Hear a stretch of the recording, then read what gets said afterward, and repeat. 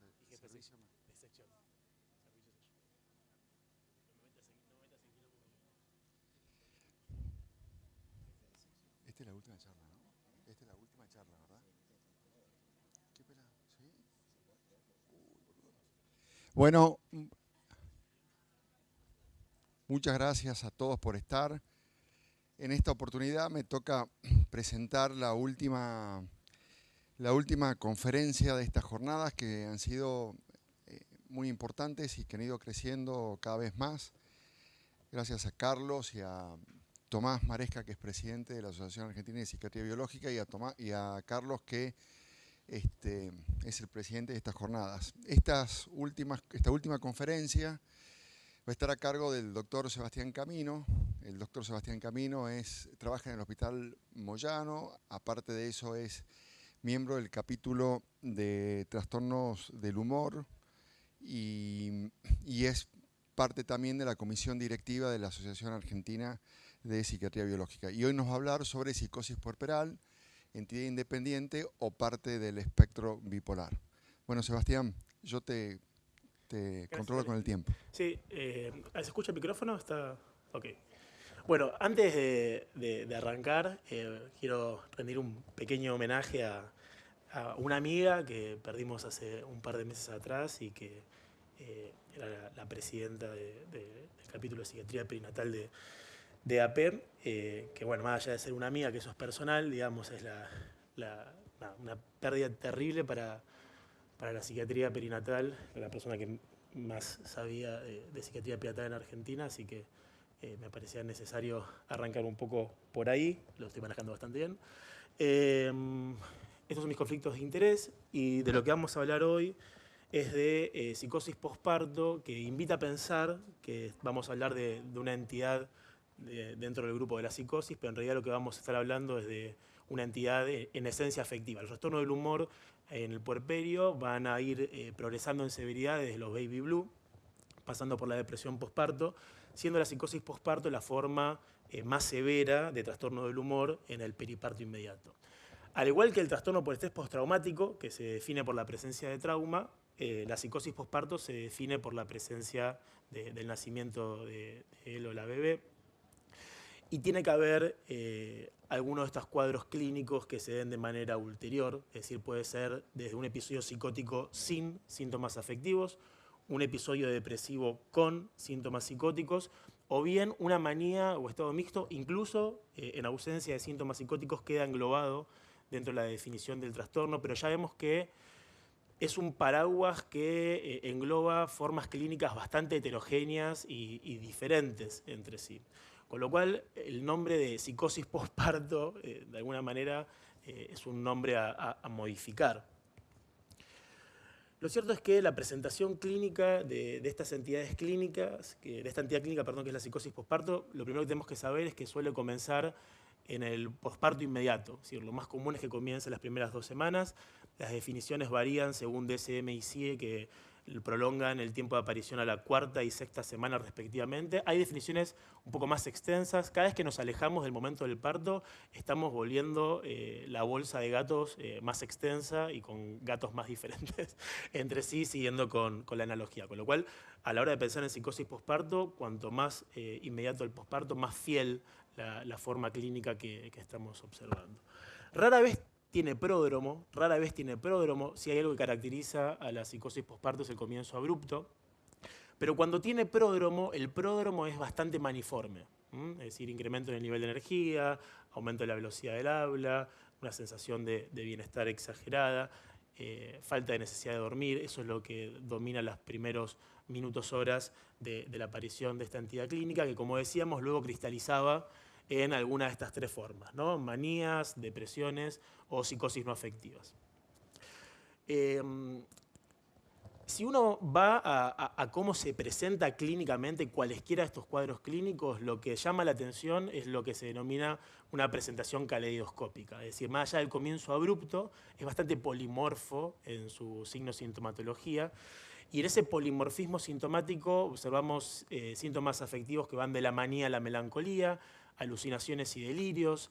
El elemento confusional, la presencia de perplejidad, es algo bastante detectable en estos cuadros clínicos, que suelen tener desorganización del pensamiento, de la conducta y síntomas motores, inclusive síntomas catatónicos. Esto lo vamos a ver en un slide posterior. Y más allá de lo rico, entre comillas, ¿no? del cuadro clínico, del polimorfismo sintomático que uno puede observar, hay bastante fluctuación de los síntomas entre dominios y dentro del mismo dominio, ¿tá? Sintomático. Es decir, si uno va a la psiquiatría clásica, son bastante parecidas a la psicosis cicloides, ¿tá? Es decir, en términos de ver una figura clínica quizás por todos conocida. Todo lo que es psiquiatría perinatal le exige al psiquiatra que quiera acercarse al campo a aceptar la incertidumbre. Es decir, si nosotros en psiquiatría estamos todo el tiempo pensando que sabemos más cosas de las que en realidad sabemos, eso es algo que hacemos todo el tiempo, en psiquiatría perinatal eso es a la enésima potencia, porque el volumen de datos con los cuales se trabaja es muy pequeño. Este es el trabajo por ahí más extenso que revisa la fenomenología del cuadro clínico, en lo que se llama análisis de clúster sintomático. Van viendo en todas las personas con psicosis posparto cuáles son los síntomas más comunes.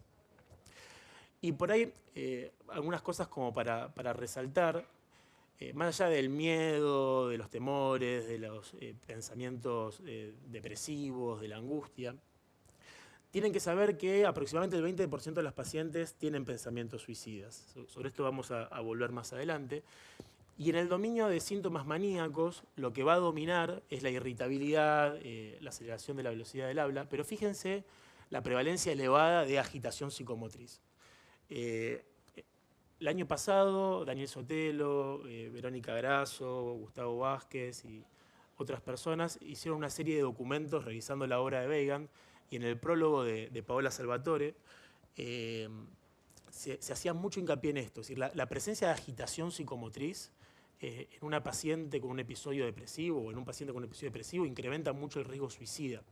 Entonces, pensamientos suicidas, agitación psicomotriz, falta de insight, ¿no? Para poder ir entendiendo que si bien este cuadro clínico es poco prevalente, bien poco prevalente, afecta a 1 de cada 2 mujeres por 1000 nacimientos, o sea, no es algo que vamos a ver todos los días, ni mucho menos, es una emergencia psiquiátrica y por eso lo tenemos que conocer. En el elemento más cognitivo, más allá de las fallas atencionales y la desorganización del lenguaje, que es lo más común, como decíamos previamente, no olvidar la presencia súper frecuente del elemento confusional, de perplejidad en estas pacientes.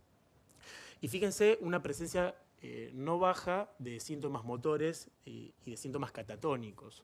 Eso, cuando veamos la aplicación farmacoterapéutica de cómo manejar a estas pacientes, lo tenemos que tener presente. Uno va a tratar de evitar idealmente el uso de medicación incisiva.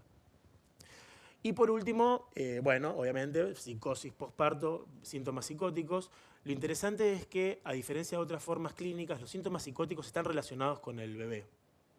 ¿Tá? Es decir, o la sensación de que el bebé no es el propio y se lo robaron, o que el bebé es un enviado del diablo. Es decir, entra el bebé tanto en los fenómenos delirantes como en los fenómenos alucinatorios.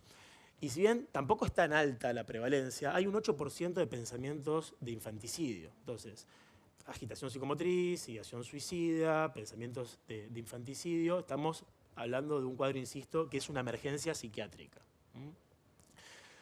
En un intento de transformar la psicosis posparto en diagnósticos validados por los manuales de clasificación diagnóstica, el diagnóstico que más se lleva en estas pacientes es el de manía con síntomas psicóticos. Lo cual empieza a tratar de responder la pregunta de si la psicosis posparto es o no es parte del espectro bipolar. Porque nosotros, cuando diagnosticamos una manía con síntomas psicóticos, por carácter transicional decimos que tiene un trastorno bipolar tipo 1, pero vamos a ver que esto no necesariamente es así. ¿Tá? No necesariamente es así. Esto es muy frecuentemente así, pero no necesariamente es así. Cuando veamos otros datos va a quedar más claro. Entre los factores de riesgo para la aparición de episodios psicóticos en el posparto, obviamente que la deprivación de sueño está a la cabeza, el antecedente personal de fenómenos traumáticos, cambios inmunológicos que acontecen en el posparto inmediato de manera natural y que no se dan en las mujeres con psicosis posparto y que pueden ser a futuro un blanco en la terapéutica. Y 2 cosas sobre las cuales voy a profundizar. 1, genética, ¿tá? Y 2, antecedentes personales de psicosis posparto y de trastorno bipolar. El antecedente personal está potenciado por nosotros, que muchas veces discontinuamos los tratamientos en el embarazo, lo cual no se debe hacer y sobre eso vamos a hablar, ¿no? Una persona con trastorno bipolar, una persona con diagnóstico de esquizofrenia, es una persona con una enfermedad crónica que tiene que hacer un tratamiento longitudinal. De momento no hay una opción terapéutica superior que nos permita interrumpir el tratamiento farmacológico y el embarazo forma parte de la vida, ¿tá? Entonces, ustedes pueden decir, bueno, la psicosis posparto no me va a pasar nunca. Bueno, en la medida en la cual ustedes atiendan pacientes con trastornos mentales, el 50% de su casuística va a ser mujeres. Y esas mujeres la van a atender desde el comienzo de su enfermedad, es decir, 18, 25 años, por tirar algunos números. O sea que van a transitar, la mayoría de ellas, con un embarazo, con el cual nadie está exento de poder toparse con este escenario clínico. Desde el punto de vista genético me parece súper importante traer este paper que se publicó el año pasado, porque el riesgo genético de psicosis posparto es independientemente de tener antecedentes de familiares de trastorno bipolar. Es decir, aquellas mujeres, hermanas de mujeres que tuvieron episodios psicóticos en el posparto tienen 10 veces más riesgo de tener psicosis posparto que la población general. O sea, y hay genes específicos que se han identificado que contribuirían a esto de empezar a pensar que la psicosis posparto también puede ser una entidad clínica independiente del trastorno bipolar. Ahora, volviendo a lo que les decía antes, el antecedente personal de trastorno bipolar aumenta el riesgo, pero 2 veces más aumenta el riesgo el antecedente personal de psicosis posparto. Es decir, aquellas mujeres que ya tuvieron una psicosis posparto tienen mucho riesgo en un embarazo ulterior de volverlo a tener, ¿tá? 2 veces más que si lo que tienen es trastorno bipolar. Y si lo que tienen es trastorno bipolar, el riesgo se triplica cuando las mujeres encaran el embarazo discontinuando el tratamiento farmacológico, ¿tá? La discontinuación del tratamiento farmacológico incrementa 3 veces el riesgo de episodios psicóticos en el posparto. Si bien este mensaje inicialmente es para el tratamiento farmacológico, la realidad es que lo que más desestabiliza puerperalmente a las mujeres en términos de discontinuación del tratamiento es la interrupción del litio, ¿tá? A la izquierda vemos que discontinuar el tratamiento con litio nunca es una buena idea en un paciente con trastorno bipolar, pero que el riesgo de descompensación es similar entre mujeres embarazadas y no embarazadas. A la derecha vemos que el riesgo es ostensiblemente mayor. Bien, fíjense, la curva de sobrevida en rojo, digamos, es el posparto, perdón, a la derecha. ¿Cómo se diferencia de mujeres que no están en el posparto? Es decir, es claramente mucho más riesgoso que en cualquier otro momento vital. Es decir, el posparto, el puerperio, es un momento de riesgo en la estabilidad clínica del trastorno bipolar. Si yo le saco el tratamiento farmacológico a la paciente, máxime si le saco litio, los riesgos de compensación son muy altos, inclusive de episodios psicóticos puerperales. La discontinuación de litio, cuanto más abrupta, con mayor riesgo, puede generar estados mixtos que aumentan el riesgo suicida. Entonces, a este estado clínico, nada, lo podemos precipitar, tratemos de evitar que eso pase.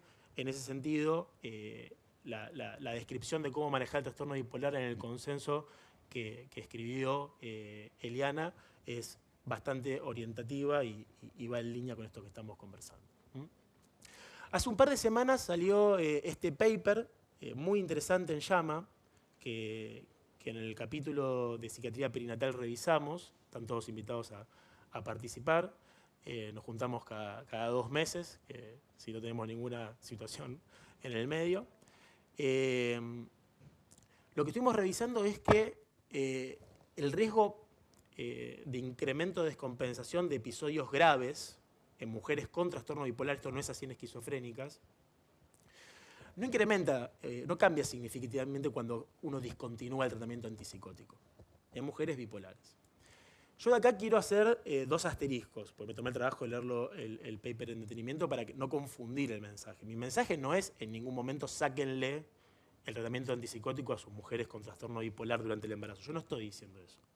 Lo que yo estoy diciendo es que antipsicóticos no previenen también episodios puerperales graves, como lo hace el litio. Porque esto tiene una limitante en el análisis que solamente utilizaba como outcome internaciones. O sea, los antipsicóticos no solamente en el tratamiento de trastorno bipolar previenen internaciones, también previenen episodios clínicos que no llegan a la internación. También contribuyen con que haya estabilidad del ánimo, más allá de lo episódico severo en torno a lo sintomático. ¿Cuál es el pronóstico y cuál es la evolución regular de la psicosis posparto? Psicosis posparto decíamos que es una emergencia psiquiátrica porque estas son las dos cosas más terribles que pueden llegar a ocurrir, no son tan frecuentes, pero cuando pasan las consecuencias son devastadoras en el entorno. Estamos hablando del riesgo de suicidio y de infanticidio. Que tenemos que saber que tiene algunas características el episodio psicótico posparto que lo vuelven particularmente proclive a un outcome desfavorable, que es el estigma. Imagínense para la pareja de esa mamá con síntomas en el puerperio, el acercamiento a una consulta psiquiátrica se vuelve mucho más dificultoso. Primero porque la paciente muchas veces tiende a ocultar los síntomas por ese poor insight. Y adicionalmente porque uno estimaría que el puerperio tenía que ser un momento maravilloso en la vida de las personas y tenemos que llevarla, ¿no?, al psiquiatra porque está rara, está distante con el bebé, mejor démosle tiempo. Y muchas veces lo que se registra es una pérdida de oportunidad terapéutica. Por eso, inclusive hay herramientas de cribado diseñadas para tratar de pesquisar esto de manera más precoz. Cuando uno ve el incremento de mortalidad por causas no naturales, por ejemplo, suicidio y accidentes, está sumamente incrementado en mujeres con trastornos mentales severos en la medida en la cual tienen episodios psicóticos en el contexto del puerperio. Con lo cual, insisto con la gravedad y la severidad de esta entidad.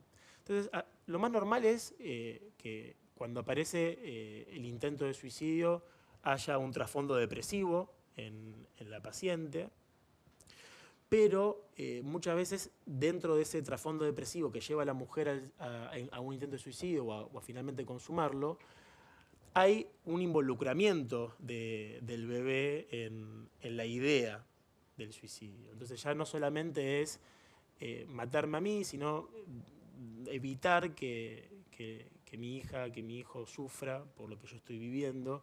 Y en ese contexto muchas veces se produce lo que se denomina un homicidio, un enaticidio o un infanticidio altruista. ¿Tá? Altruista en este sentido, que obviamente bajo una cosmovisión francamente psicótica por parte de la paciente en ese momento. La mayoría de los infanticidios que se cometen se producen en el marco de depresiones psicóticas en mujeres con trastorno bipolar. Entonces, muchas cosas de las que vamos mencionando nos van dando la idea que durante mucho tiempo la psicosis posparto quedó englobada o vinculada de manera estricta con el trastorno bipolar, casi que a la forma de un sinónimo. O sea, si vos tenés un episodio psicótico en el puerperio, entonces tenés trastorno bipolar. Es como que esa era un poco la asociación. Lo cual tiene algo de verdad, porque casi todos los trastornos mentales, sobre todo cuando son severos, que comienzan en el puerperio inmediato, a la larga, la mayoría, pero la mayoría no es la totalidad, terminan evolucionando a un trastorno bipolar. El comienzo puerperal de trastornos mentales severos, por ejemplo, también pasa lo mismo con la depresión, tiene un riesgo bastante importante de terminar decantando en un trastorno bipolar. Ahora, fijémonos en los datos de este metaanálisis, que es bastante viejo, pero no hay tanta publicación de datos, entonces es el más nuevo que hay, que es del 2020, sobre el mayor volumen de estudios hasta el momento recolectados, casi 650 mujeres que tuvieron un episodio psicótico en el puerperio y que se las siguió durante al menos 18 meses, pero en un promedio de casi 15, 20 y pico de años, 25 años, o sea, un tiempo considerable para ver en qué terminaba evolucionando el cuadro clínico. De esas mujeres, un pequeño subgrupo volvió a ser mamá. ¿Tá? Un pequeño subgrupo volvió a ser mamá, con lo cual uno podía adicionalmente ver cuál fue el comportamiento de la enfermedad en un futuro puerperio. El 60% de las mujeres que comenzaron con un episodio psicótico en el posparto tuvieron un episodio ulteriormente fuera del puerperio. ¿Se entiende? Esas claramente tienen un trastorno bipolar. ¿Tá? O sea, no hay como demasiado duda, ¿no? Si tiene un episodio afectivo, psicótico fuera del puerperio, si una situación de recurrencia. Ahora, fíjense que hay un 40%, es un montón, un 40%, que no volvieron a repetir un nuevo episodio. Obviamente que esa muestra está sesgada, está sobreexagerado que no hayan tenido nuevos episodios, porque muchas continuaron con tratamiento farmacológico. Entonces, no los tuvieron por los fármacos o porque no los iban a tener. Pero hay muchas que dejaron el tratamiento farmacológico y que nunca más volvieron a repetir un episodio psicótico. Porque lo importante de esta disquisición es qué hago yo con la medicación después de ese primer episodio. ¿La continúo de por vida porque tiene trastorno bipolar y es una enfermedad crónica? ¿O puedo hacer un tiro? Porque es un tiro, no sé de qué lado va a caer la moneda.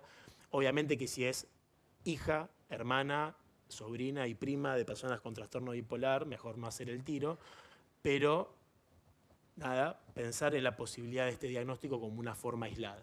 De ahí en adelante se publicó un único estudio, pero con un follow-up mucho más corto, tan solo 4 años, donde ya en 4 años el 30% recayeron fuera del episodio psicótico puerperal. O sea, claramente la idea es vincular a esta entidad, que es la psicosis posparto, con el trastorno bipolar, pero no cerrar la frontera diagnóstica, sino también abrir el diferencial a que puede ser una forma aislada. Ahora, ¿yo puedo tener psicosis posparto? Es decir, ¿yo puedo agarrar, hacer un informe para un CUD y poner psicosis posparto? La realidad es que no. ¿Tá? Ninguno de los manuales de psiquiatría vigente habilita la posibilidad de realizar este diagnóstico que está descrito desde los comienzos de la psiquiatría. En el DSM-1 y en el DSM-2 estaba la posibilidad de hacer el diagnóstico de psicosis posparto, pero en el DSM-3 se borra todo el capítulo de lo perinatal y se empieza a decir que lo perinatal en realidad no existe, que lo perinatal son mujeres, esto lo dice, no lo digo yo, es decir, son mujeres que no tenían la personalidad del todo desarrollada y que no pueden asumir las responsabilidades del puerperio, entonces se empiezan a descompensar en ese momento por esa razón. Una lógica un poquito quizás tal vez machista, digamos, del asunto, pero bueno, eso es lo que pasó. Y recién en el DSM-5 se incorpora la figura del especificador de comienzo perinatal. Pero el especificador de comienzo perinatal es, no importa lo que vos tengas, esto que te está pasando en el puerperio. Te está pasando la depresión, el TOC, trastornos psicóticos breves, trastorno bipolar, te está pasando en el puerperio. Es un especificador, es como un orientador clínico. Los especificadores, esto pasa con todos los especificadores. Yo los invito a leer los papers publicados de Diego Martino de Melancolía, es lo mismo, pero en este es el mismo racional. No me dicen nada del diagnóstico diferencial que tengo que hacer, no me dicen nada de los exámenes complementarios que tengo que realizar, no me dicen nada de cuáles son las medidas de seguridad que tengo que efectuar, no me dicen nada del tratamiento farmacológico agudo. Por lo general, los especificadores no progresan, o sea, no hay ensayos clínicos y los que hay son muy poquitos con especificadores. Recién ahora empiezan a ver, por ejemplo, algún que otro ensayo clínico y fármacos aprobados con depresión postparto. Por lo general, el especificador es como que pasa al olvido y no es un progreso después en términos de investigación. Entonces, vamos por partes. Hasta ahora vimos cuándo aparece la psicosis posparto, cuál es la presentación clínica que tiene y en qué puede terminar cristalizando y por qué es una emergencia psiquiátrica. ¿Tá? Vimos que no la podemos meter en ningún lado dentro del DSM, solamente podemos decir que lo que le está pasando al paciente con los otros diagnósticos que tenemos se está produciendo en el puerperio, pero dijimos nada de tratamiento en líneas generales, solamente spoileé que es una condición clínica con alto riesgo de síntomas motores que puede progresar a la catatonía y que sería preferible no utilizar medicación incisiva. Lo primero que tienen que saber es que si las vidas los encuentran con una psicosis posparto, lo recomendado es la internación. Esto no es una máxima inconmovible, pero lo ideal es la internación porque el riesgo de suicidio e infanticidio obliga a tomarse un tiempo prudencial que no te lo da una consulta para poder ver cuál es la dinámica entre la madre y el bebé.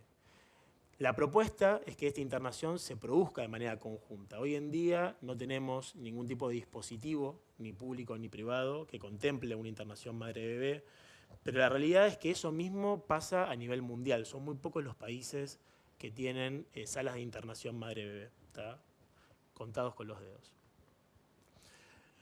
Entonces, ¿por qué es importante la internación? Bueno, en primer medida para poder asegurarnos que el bebé se alimente, que la mamá duerma, es decir, para poder supervisar conducta, ¿bien? Y evaluar la presencia de riesgo. Esa internación, la recomendación es que se produzca en hospitales generales o que por lo menos el paciente pase por una batería de evaluación de condiciones que pueden estar generando un síndrome confusional agudo, de causa médica no psiquiátrica, como por ejemplo, lo más común, infecciones. No una sepsis necesariamente, pero puede ser una endometritis, una mastitis, enfermedades autoinmunes que suelen debutar en el puerperio, como la tiroiditis Hashimoto, encefalitis autoinmunes, bien, anti-NMDA, deficiencia vitamínica, abstinencia de drogas, etcétera, etcétera. Y a la batería regular se le pueden agregar algún estudio complementario adicional dependiendo de lo que yo pueda llegar a sospechar. No es que a todos le tengo que pedir anticuerpo anti-NMDA. Si yo observo algún signo neurológico o la confusión mental es muy importante, uno puede incorporar batería de anticuerpos y neuroimágenes, lo que se recomienda resonancia magnética de cerebro. Entonces yo les decía que en perinatal prácticamente no hay ensayos clínicos, Esto es lo más parecido a un ensayo clínico que hay, que es un algoritmo terapéutico que se propuso y que se fue siguiendo un volumen de pacientes con este algoritmo y se fue determinando cómo le iba a los pacientes y a través de eso se llega a las conclusiones. No sé si se alcanza a ver, pero el paso 1, a ver si es este. Bueno, el paso 1 que está a la izquierda es dar benzodiazepinas. Casi nadie de estas pacientes mejora únicamente con benzodiazepinas. La que se recomienda es lorazepam, por cuestiones vinculadas a la lactancia. 12 del 64 de las pacientes mejoraron y recuperaron con benzo más olanzapina. Olanzapina es el antipsicótico que se recomienda de vuelta porque es el antipsicótico que más evidencia tiene en lactancia, en cuestiones de seguridad. Independientemente del riesgo metabólico, es olanzapina el fármaco que se recomienda. Y el tercer paso al cual terminan yendo casi 48 pacientes, es decir, la mayoría de las pacientes terminan restituyendo, adelanto que es una condición que tiende a la restitución, con la combinación de lorazepam, olanzapina y litio. Ahora, más allá de cuál fue el esquema con el cual las pacientes mejoraron, si fue solo con olanzapina y lorazepam o hubo que agregarles litio, a mí lo que me parece más importante es que vean que de las que mejoraron con litio y con antipsicóticos y sostuvieron el tratamiento, que fueron 8, la mitad recayó. ¿Se entiende? Y de las 40 que llegaron a tomar litio, se les sacó todo y se les dejó litio y lo sostuvieron, solo 4, solo el 10% recayeron. Entonces, la pregunta del millón, que no tiene respuesta, pero yo emito un comentario, es, inclusive si la paciente mejora con olanzapina y lorazepam, ¿no sería conveniente agregar litio en el tratamiento de mantenimiento, que ahora vamos a ver cuánto dura, para prevenir episodios? Porque en definitiva es el fármaco que tiene menos riesgos de recaída en la continuidad. Lo cual de vuelta vuelve a inclinar la balanza diagnóstica sobre el trastorno bipolar, ¿no? Es decir, son preguntas sin respuestas, pero para que sepan por dónde va la cosa. Lo importante es que esto, que es gravísimo, y que cuando pasa nos asustamos mucho, tiende a la restitución completa. De hecho, tiende a restituir de manera completa mucho mejor que los pacientes con trastorno bipolar, lo cual es una contradicción en relación a ese diagnóstico. A 9 meses, casi el 90% habían vuelto a sus tareas.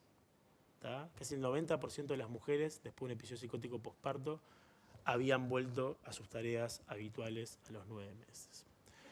Entonces, ok, yo recibo a la paciente en la sala, descarto que sea todo lo clínico, no psiquiátrico, entonces la medico con olanzapina, lorazepam, eventualmente litio.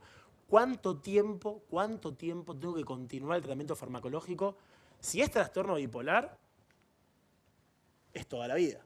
¿Tá? El tratamiento es crónico, es de por vida, para prevenir la aparición de futuros episodios. Pero si la paciente hace una búsqueda por ChatGPT y encuentra que la psicosis posparto puede ser una entidad aislada, y nos dice que ella asume los riesgos y no vemos otro predictor clínico de trastorno bipolar y quiere dejar el tratamiento farmacológico en algún momento, nosotros nos convencemos que es lo mejor para la paciente, entonces el tratamiento que es agudo igual tiene un periodo de continuación.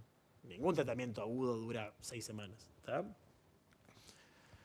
El tiempo mínimo sugerido es de 12 meses. Al menos 12 meses debe continuar con el tratamiento farmacológico esta paciente, independientemente de la disquisición diagnóstica que estamos realizando. Y de vuelta, como les decía anteriormente, fíjense, la tasa de recaída arriba con litio es mucho menor que la tasa de recaída abajo con olanzapina. Con lo cual, mi sugerencia es que la continuidad de tratamiento farmacológico sea con litio. ¿Tá? Ahora, como son mujeres que muchas de ellas no tenían nada hasta su primer episodio psicótico posparto y tienen un hijo y se ponen muy locas, pero se recuperan tanto que vuelven a hacer lo mismo que hacían antes y hasta pueden estar sin tratamiento farmacológico, es muy probable que quieran volver a ser mamás. Y acuérdense que, por suerte, abandonamos la era de la prohibición, digamos. No podemos prohibirle a nadie que haga nada, y mucho menos que sea madre. Lo que sí podemos hacer es transmitirles el riesgo. Esto es una condición que es un embarazo de altísimo riesgo. El embarazo de una mujer con trastorno bipolar es un embarazo de riesgo, pero el embarazo de una mujer con antecedentes de psicosis posparto es un embarazo de altísimo riesgo, porque tiene el doble de riesgo que una persona con trastorno bipolar, tomando la medicación, de tener un episodio psicótico en el puerperio. Pero como igual la paciente va a hacer lo que se le cante, o sea, y tenemos que salir de esa posición, bueno, si no haces lo que quiero, entonces andate, porque a algún lado va a tener que ir, alguien la va a tener que atender, ¿tá? Es decir, la pueden derivar también, pero no estoy haciendo una búsqueda de paciente tampoco abierta. Lo que tienen que saber es que en estas mujeres, fíjense la línea azul, que son las mujeres con antecedentes de psicosis posparto, el embarazo no es una situación de riesgo. Ninguna de las mujeres que fueron incorporadas en este trabajo, son poquitas, me van a decir, son nada más que 30, son los datos de psiquiatría perinatal. Ninguna, independientemente si hacía o no tratamiento farmacológico, recayó, no importa, tuvo una recaída durante el embarazo, pero fíjense lo que pasa en el posparto. De vuelta aparece el disparo.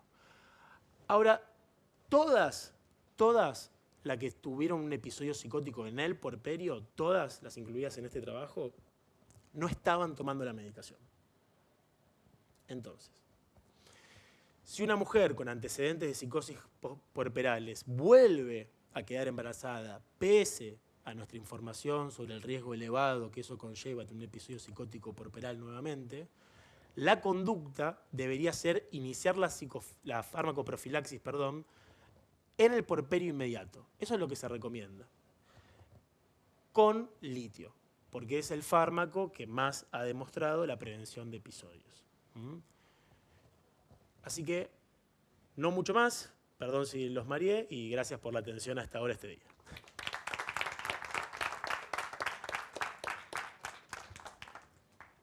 Voy a subir por acá mejor, iba a subir... ¿me están escuchando? Bueno, vamos a abrir a las preguntas. Si pueden acercar un micrófono. Pará, te van a acercar el micrófono. Así se escucha por... Lo que sí vamos a pedir dos cosas. Yo agua. Agua y que sean preguntas breves y no comentarios largos.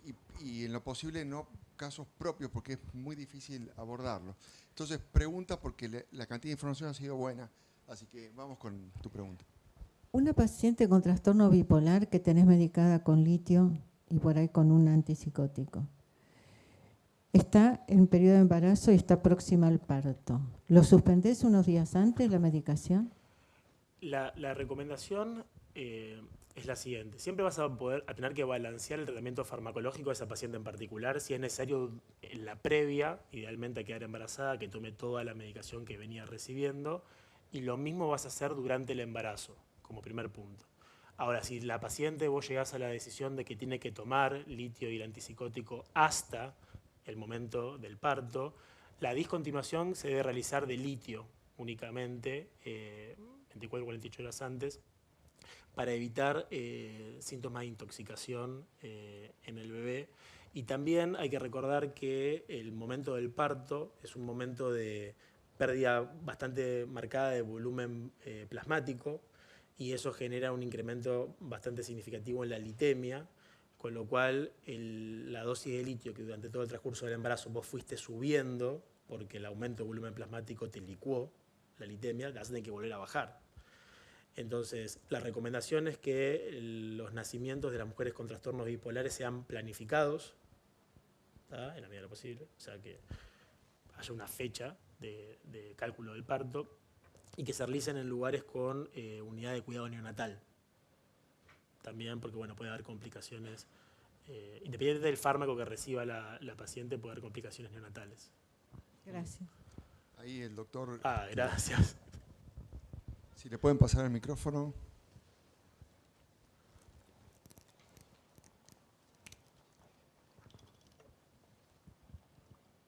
Sí, buenísima la presentación. Gracias.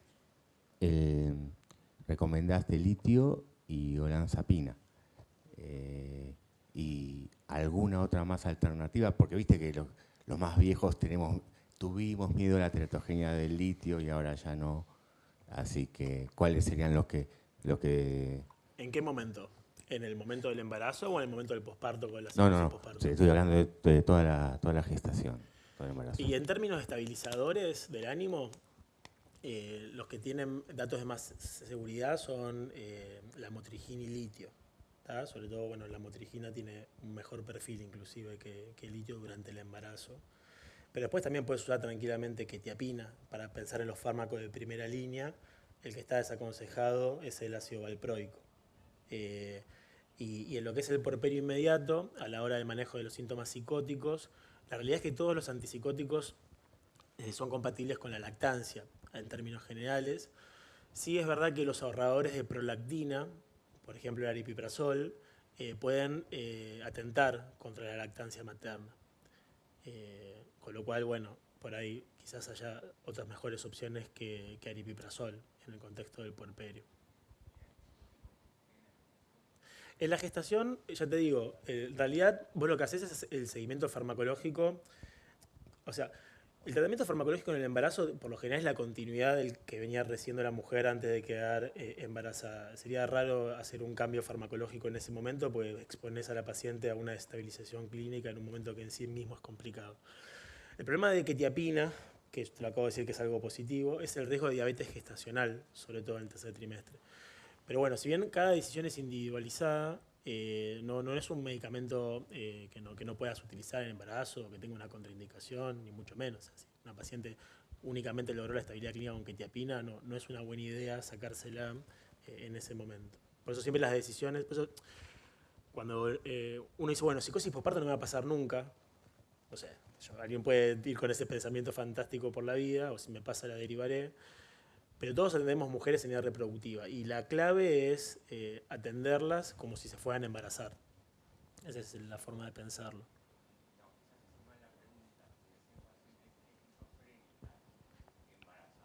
Bueno, en esquizofrenia los datos de este artículo que mostré de discontinuación dicen que si vos discontinuás el tratamiento farmacológico en el embarazo, las chances de episodios psicóticos graves aumentan significativamente, con lo cual la recomendación es continuar el tratamiento farmacológico. Hay un consenso argentino de tratamiento de la esquizofrenia, que también Eliana participó en la parte del abordaje farmacológico perinatal.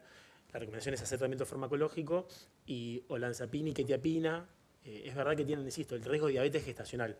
Pasa un poco por ahí la recomendación de mejor usar risperidona o aripiprazol en el embarazo, pero vos fíjate que lo que te digo aripiprazol en el embarazo cambia en lactancia, con lo cual hasta clozapina es un medicamento, hasta Lonactin son medicamentos compatibles con el embarazo. Nadie va a recomendar iniciar clozapina o Lonactin en el embarazo, pero si el paciente los viene recibiendo, si fue la estrategia que logró la estabilidad clínica, sostener. Pero clozapina tiene bastante buena recomendación durante el embarazo. De todos ellos, clozapina. Es que nosotros, por ejemplo, en el servicio hace poquito tuvimos una paciente que quedó embarazada con clozapina. Nunca fue una idea sacársela. Claro. Tenés un riesgo hematológico cuando nace el bebé, tenés que hacer un monitoreo, obviamente. Pero sacar clozapina a una paciente que acaba de quedar embarazada, porque la típica situación, doctor, queda embarazada, ¿qué hacemos con la medicación? Sacala. Yo siempre cuento la anécdota que total ya está fuera del hospital, pero había un médico que le sacaba la medicación en el hospital y les ponía un pijama para que no se vayan. Bueno, está siendo grabado esto, ¿no? Bueno, no importa. Eso no hay que hacerlo más. No se discontinúa el tratamiento farmacológico durante el embarazo. Tomás. Seba, muy buena charla, como siempre. Quería preguntarte, mencionaste que a modo preventivo, en un segundo embarazo, con una paciente que ya tuvo una psicosis puerperal, sería razonable que en el puerperio inmediato comience con litio para prevenir. Ahora, me hace un poco de ruido pensar que el litio tiene cierta latencia de acción y una psicosis puerperal probablemente no. Entonces ese delay que tarda el litio pareciera que sería tal vez razonable arrancar con litio, pero también tal vez con olanzapina. No sé qué pensás vos. Es que, más allá de los datos, ¿no? Es que yo me corro de los datos. Yo creo que si a mí me tuviese que encarar ese escenario clínico, yo lo arrancaría inclusive en el último trimestre, el tratamiento farmacológico, porque todo el proceso de organogénesis está culminada. Y sí, es verdad que tenés riesgos, ¿no?, de pasaje de fármaco y de complicaciones al momento del nacimiento. En tal caso puedes hacer alguna maniobra farmacológica en el momento previo al parto. Pero coincido 100% con vos, porque esto comienza en el puerperio inmediato. Entonces, entre que pones el fármaco y comienza a hacer efecto, se te va el tiempo. Nada, es la poca cantidad de información la que un poco habilita a que los expertos también tomen decisiones como van pudiendo. Hay un grupo de trabajo que hizo una publicación hace un par de meses atrás, que si quieren se las puedo compartir, y un poco plantean todo en signo de pregunta. No son tan tajantes con nada. Con algunas cosas sí. Por ejemplo, hay que hacer farmacoprofilaxis. ¿Desde cuándo? Yo comparto más con vos, me parece, que con lo que dicen ellos.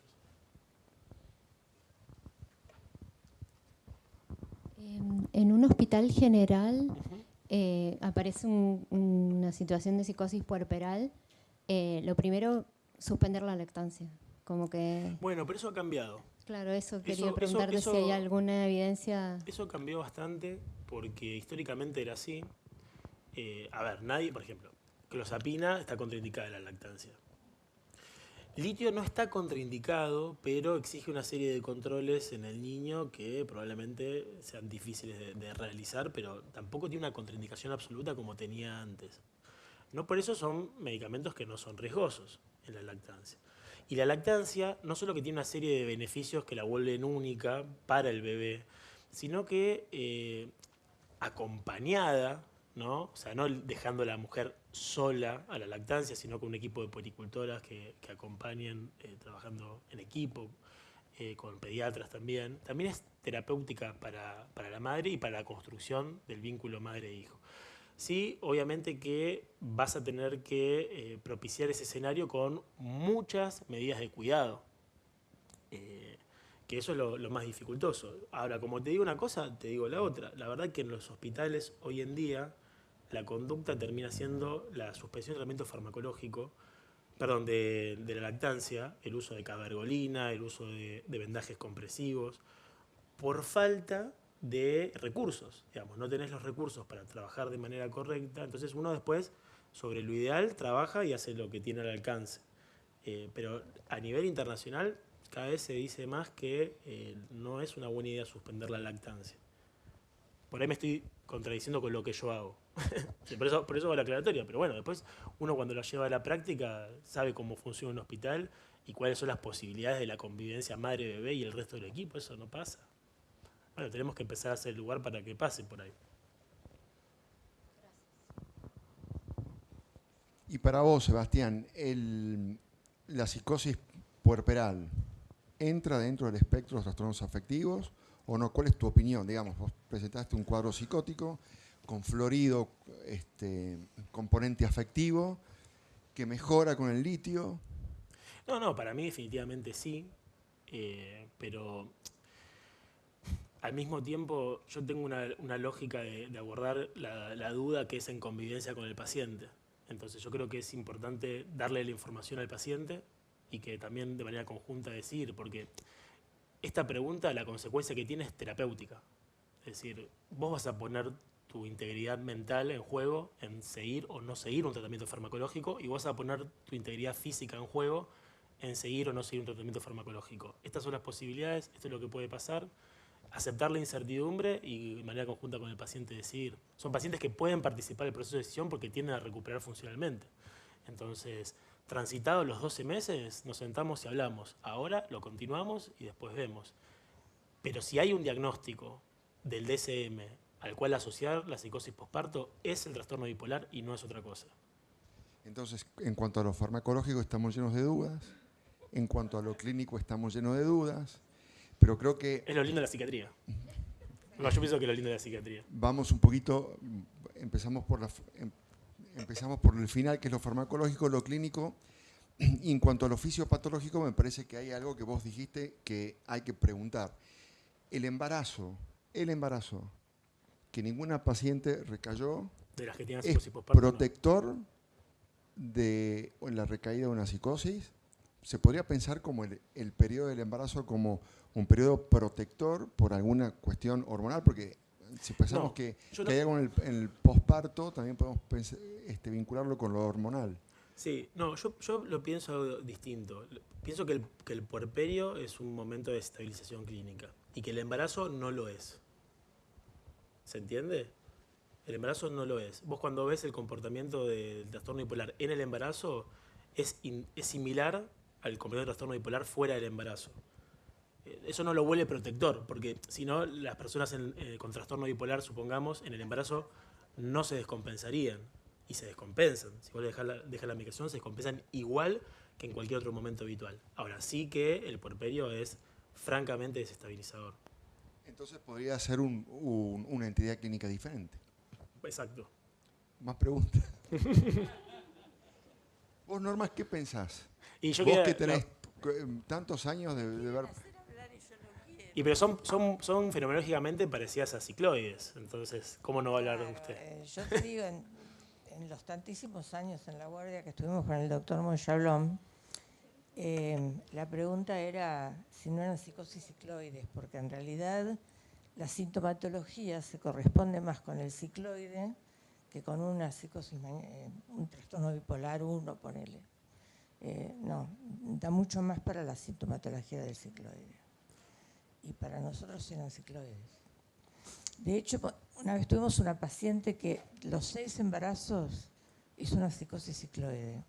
Y de ahí, bueno, la convencimos de que se pusiera un DIU y que no tuviera más chicos, por favor. Porque cada embarazo era un episodio cicloide, pero hacían las 3 de las cicloides. Yo no quiero hacer comentarios, ¿me entiendes? Pero nosotros los queremos escuchar. En la mayoría de los casos, ¿qué pasaba? Son cuadros cicloides, pero tienen la particularidad de que no son una subforma, en el puerperio no aparece una subforma clara. No te aparece una forma de la motilidad pura, no te aparece una angustia felicidad pura. Aparecen las 3 mezcladas. Como aparecen las 3 mezcladas, tenés lo confusional, tenés lo motor, que puede ser hipercinesia, excitación, o hipocinesia, que se quedan quietos, que es más raro, y aparece la angustia felicidad, donde generalmente toma un color místico, donde el bebé tiene algo que ver con la lucha entre Dios y el diablo. De ahí el peligro de que mate al bebé, de que agreda al bebé, o se agreda a ella también, ¿no? Que agresión contra ella. Pero lo que veíamos nosotros era más una psicosis cicloide a nuestro criterio clínico. Y justamente el cicloide está descrito, que son cuadros que aparecen más en mujeres, 2:1, principalmente en los momentos donde tienen alteraciones de tipo endocrino, ¿no? O sea, aparecen más en el puerperio y suelen aparecer, los últimos episodios aparecen en la menopausia. Y los primeros, cuando tienen los primeros, en la adolescencia, aparecen cuando hay una predisposición a ser cicloide, ¿no? Norma, le pasamos acá a Carlos, que quiere hacer una pregunta. ¿Qué hace, Seba? Felicitaciones, muy, muy linda. Te quería comentar algo, o preguntar algo. Si es un momento tan agudo, tan álgido y con tanta urgencia, tanto para la paciente como para el bebé, ¿qué opinas del uso del TEC? Excelente pregunta. El protocolo que mostré termina con 2 pacientes que no responden y que terminan utilizando TEC. Y responden. Y agrego a eso la presencia de síntomas motores, le adiciona al TEC una ventaja. Y por fuera de lo que es este protocolo, el TEC se propone, sobre todo cuando hay mucho riesgo suicida y de infanticidio, como una conducta. Pero bueno, ahí volvemos a lo que charlábamos antes, ¿no? Hoy en día el TEC en el marco de la internación es inviable, lamentablemente sigue de manera ambulatoria. Entonces, bueno, es un recurso que nos perdemos, pero 100% de acuerdo. Síntomas motores, riesgo suicida, anticipa inclusive la indicación.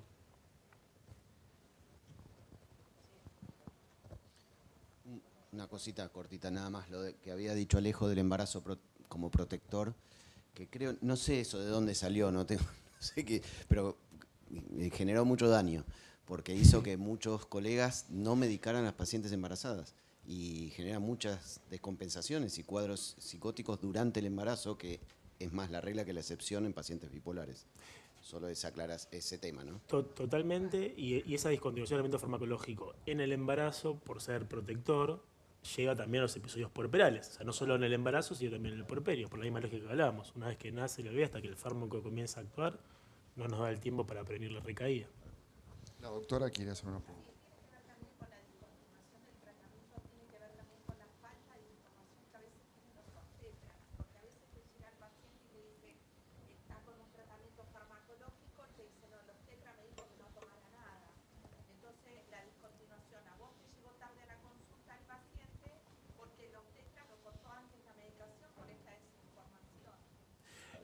El trabajo...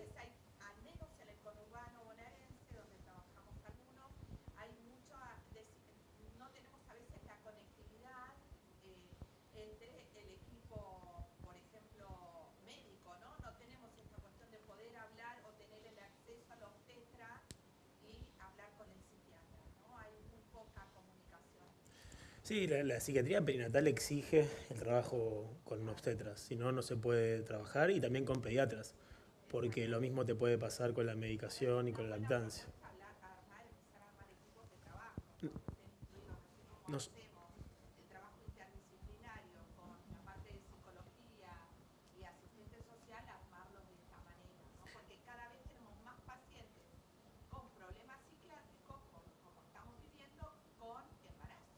Nosotros desde el capítulo hacemos a veces actividades con obstetras y ginecólogos, porque entendemos que es necesario concientizarlos, y a veces también se dirige un poco la derivación hacia esos lugares. Que, pues, bueno, sí, es verdad. Dedícate a otra cosa. Trabajos con menos pacientes, con menos casos, cada vez más preguntas. Es verdad. ¿Alguna otra pregunta, consulta? ¿Hay alguna edad de las pacientes estudiadas con psicosis posparto? Por esto que decía ella, de que sabemos que desde hace un tiempo esta parte, la maternidad se ha postergado bastante en general. ¿Hay alguna edad predominante donde la psicosis puerperal aparezca? Muy buena pregunta. No. No hay ninguna edad, es indistinto de edad, es indistinto de nivel socioeconómico, es indistinto de raza, no son variables las sociodemográficas que condicionan la aparición. Pero uno podría pensar en esto que decía antes Norma, de los momentos vitales hormonales. No, es el momento hormonal del embarazo en sí mismo, no de la edad de la madre. Con micrófono, porque si no nos perdemos la mitad de todo, y está Tomás que alcanza micrófonos. Bueno, sobre todo en relación a lo que decía la doctora, que me parece importante decir, o sea, preguntarle, es que en los casos de los antecedentes patológicos de la psicosis cicloides, o sea, nos ha pasado muchísimo en el hospital ver que, digamos, el primer episodio de pacientes que después de, qué sé yo, 20 años de su maternidad o 10 años de su maternidad, el primer episodio debutó con una psicosis puerperal. O sea, eso nosotros lo hemos visto mucho en las internaciones del hospital.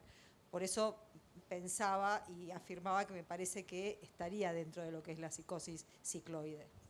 Sí, el tema, y a riesgo de iniciar un debate eterno, es cuál es el lugar nosológico de la psicosis cicloide hoy en los manuales de clasificación vigentes, de los cuales se extrapola después la terapéutica.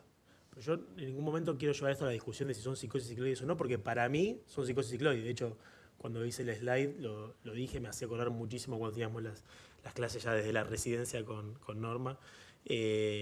No hay una duda ahí. El tema es cuál es la traslación que uno puede hacer ahí en términos de terapéutica.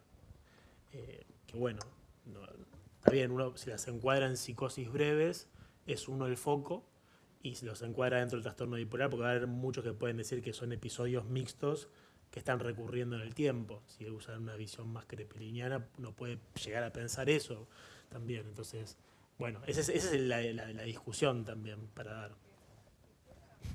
Yo sabía lo que hacía. Pero es interesante escucharlo a usted, no a mí, en este punto.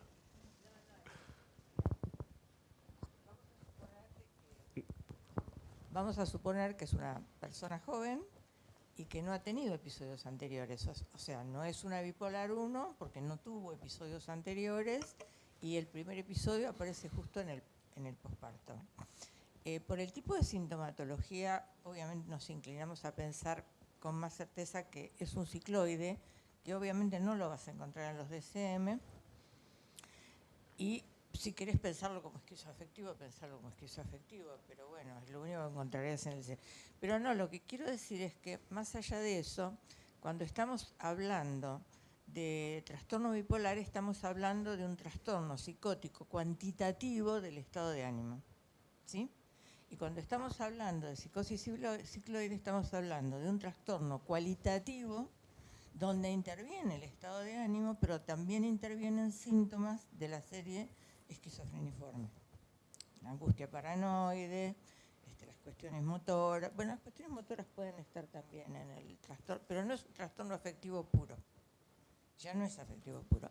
Sin embargo, a la hora de medicar, los vas a medicar de la misma forma, porque es como los medicábamos nosotros. La medicación, a la hora de poner medicación, obviamente que vas a elegir un antipsicótico de perfil sedativo y vas a elegir litio o nosotros, bueno, en aquella época, la verdad es que no teníamos otra cosa más que el Valcote, porque todavía no estaba la lamotrigina en la época en que yo estaba en la guardia y recibíamos muchísimos casos de estos. Yo incluso hemos recibido casos que mataron al bebé, que hicieron infanticidio. Pero cuando lo pensás desde el tratamiento, es el mismo.